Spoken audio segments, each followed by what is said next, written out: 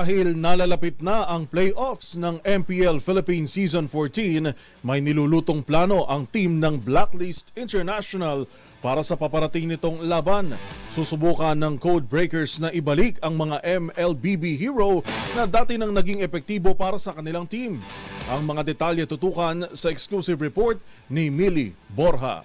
Ibalik ang dating mga hero. Yan ang ibinahagi ni Coach Christopher Bonchan Ricaplaza na isa sa mga plano ng Blacklist International sa paparating na playoffs ng MPL Philippines Season 14. Magugunit ang tinapos ng Codebreakers ang regular season sa isang redemption victory kontra rival Aurora. At para sa playoffs, susubukan ng team na maibalik ang mga dating hero na naging epektibo para sa kanila, gaya na lang ng support healer na si Estes.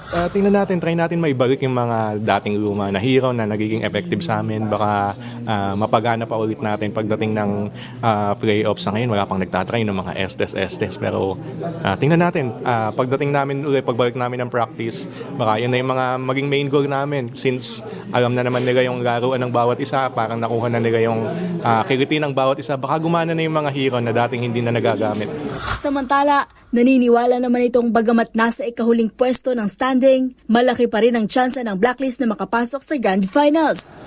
Siyempre lahat naman merong chances, hindi pwedeng hindi, dahil kami yung panghuli sa na nakapasok, mababa ang chance namin. Malaki ang chance, bawat team ay may malaking chance. Kasi pagpasok ng playoffs, parang iba't ibang team na yan. Hindi na pwede sabihin na yung top 1 ay sure ball na mananalo. Madaming instance na yung nasa huli siya pa din nakaabot ng final. Sa pagsisimula ng playoff sa susunod na linggo, agad sasabak ang Blacklist sa unang laban nito kontra Smart Omega sa isang best of 5 match sa October 16, araw ng Miyerkules. Para sa MBC TV Network News, ito si Millie Borja, una sa Pilipinas, una sa Pilipino.